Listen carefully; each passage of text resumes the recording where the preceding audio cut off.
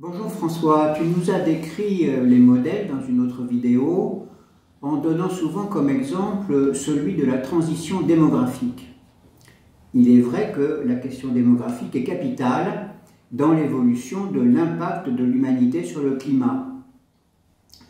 Et les craintes d'une surpopulation qui mène à tous les désastres est toujours présente. On ne compte plus les déclarations sur la nécessité de maîtriser la natalité, surtout africaine, et les efforts qui ont été consentis par de nombreux pays pour cette maîtrise. À commencer d'ailleurs par la Chine et sa fameuse loi sur l'enfant unique, dont on sait maintenant qu'elle a créé plus de problèmes qu'elle n'a apporté de solutions.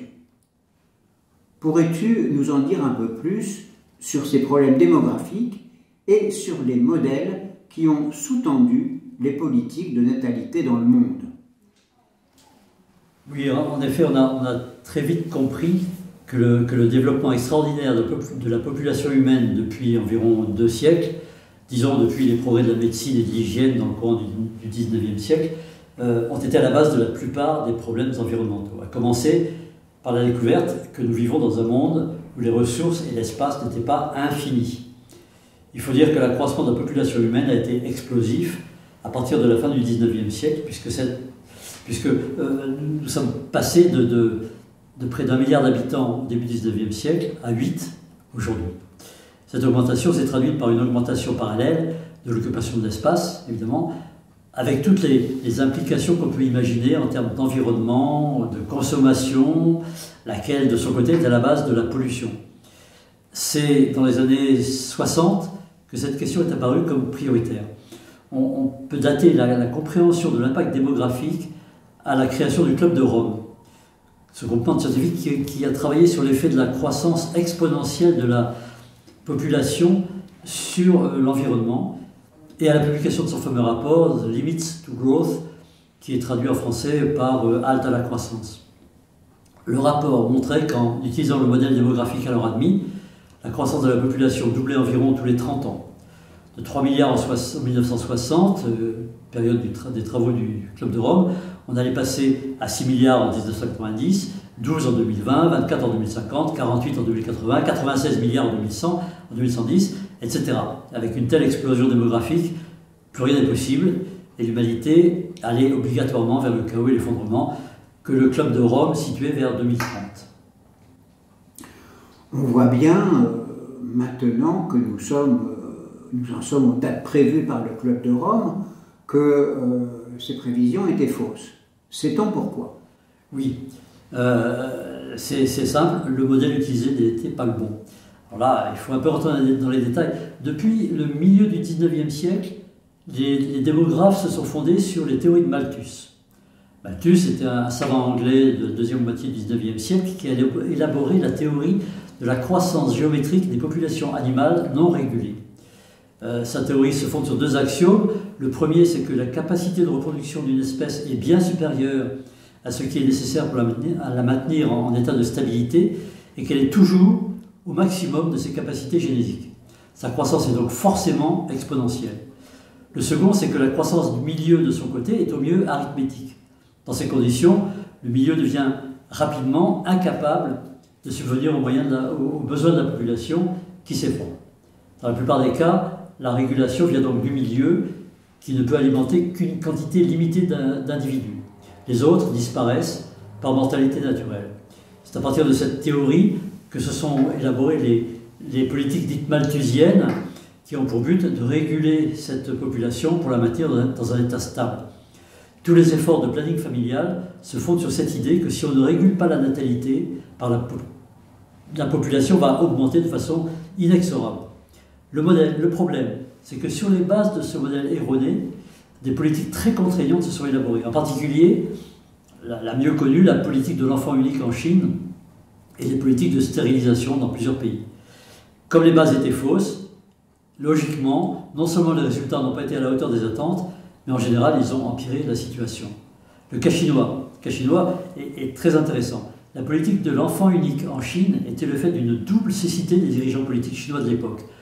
D'abord, Ils s'inquiétaient d'une augmentation toujours forte de la population chinoise et ne se sont pas aperçus qu'elle était déjà en phase de transition et que la natalité était en plein effondrement.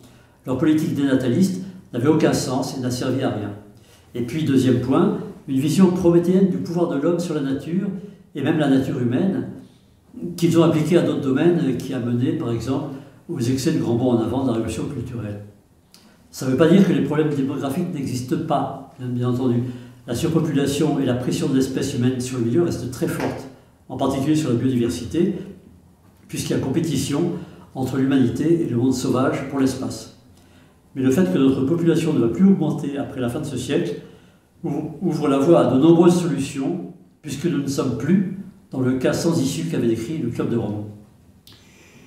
Si ce modèle ne marche pas, est-ce qu'on a pu le remplacer par un autre modèle plus explicatif?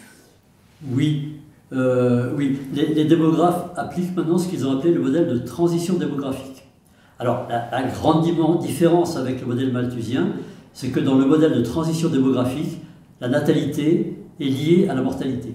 Quand la mortalité diminue, comme ça a été le cas durant le XXe siècle, la natalité baisse spontanément elle aussi, mais évidemment avec un temps de retard.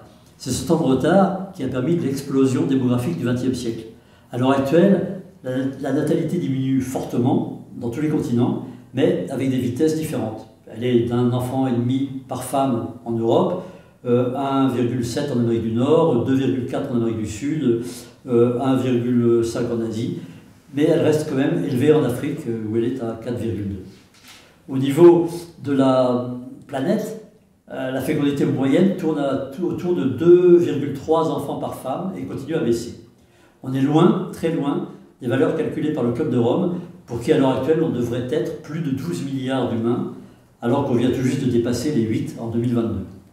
Pour plafonner, probablement, disent les démographes, autour de 9 à 11 milliards à la fin du siècle. Le problème, c'est que si les démographes ont établi ce nouveau modèle, il n'est pas encore entré dans les mœurs, et que beaucoup de politiciens continuent à parler de surpopulation et d'explosion démographique et à proposer des politiques de maîtrise de la fécondité qui n'ont plus aucune raison d'être. On passe alors de la science à la polémique politicienne, puisque cette croissance malthusienne, qui n'existe pas, sert de fondement à des positions sur l'immigration, sur l'invasion de hordes d'Africains chassés de leur continent, etc. On sort complètement de la réalité. Si les données montrent que le modèle malthusien ne s'applique pas ou ne s'applique plus, pourquoi reste-t-il encore si profondément inscrit dans les pensées politiques? Oui, pas que politique d'ailleurs. Pour ma part, je vois deux raisons. La première, c'est que ce nouveau modèle inclut des notions de biologie et de comportement dans son fonctionnement. Il n'est pas purement mathématique. La diminution de la fécondité est liée à la baisse de la mortalité. Ça a été observé dans un grand nombre d'explosions de populations animales, et on sait maintenant que l'équilibre des populations se fait par le biais de rétroactions négatives, physiologiques ou comportementales. Chez le rat, par exemple, la pression démographique induit des baisses de fécondité des femelles, probablement par le biais de phéromones. Chez certains poissons, elle aboutit à des changements de comportement qui, eux aussi, induisent des baisses dans les pontes. Les démographes expliquent cette baisse chez les humains par l'éducation des femmes, puisqu'on a en effet une corrélation nette entre le niveau d'éducation et le nombre d'enfants. Bon, moi je ne suis pas démographe, donc je ne commenterai pas cette explication. La deuxième raison est plus intellectuelle, on va dire. C'est le malthusianisme était devenu un dogme scientifique. C'était au XIXe siècle. L'idéologie triomphante en Angleterre à cette époque, c'était qu'elle était de façon pérenne la puissance dominante d'un monde en perpétuelle croissance. Et ça a pesé sans doute sur ces théories. En corollaire à cette vision idéologique, Malthus n'a considéré la croissance des populations que du point de vue quantitatif, en s'appuyant uniquement sur la fécondité potentielle des espèces. Par-dessus le marché, les travaux de Darwin, qui s'inspirent de Malthus, ont renforcé l'idée d'une fécondité excessive permanente. Et, comme disait Malthus, une croissance géométrique si l'espèce n'est pas régulée. Les théories de Darwin, comme celles de Malthus, exigent d'ailleurs que l'espèce joue un rôle passif dans l'environnement. Seule la main invisible de la sélection naturelle peut jouer le rôle de régulateur. Là, il y a un emprunt au troisième savant britannique, Adam Smith. Et on en est longtemps resté là. Et les théories de ces trois géants scientifiques anglais, Malthus, Smith et Darwin, ont longtemps empêché de concevoir d'autres schémas, qui d'ailleurs n'étaient pas forcément contradictoires. Comme nos hommes et nos femmes politiques n'ont aucune culture scientifique, ils en sont restés à ces schémas du 19e siècle, qui n'étaient pas contredits d'ailleurs par les données du début du 20e siècle. Le problème, c'est qu'ils continuent de s'en inspirer, alors qu'ils ne sont plus du tout en accord avec les données actuelles.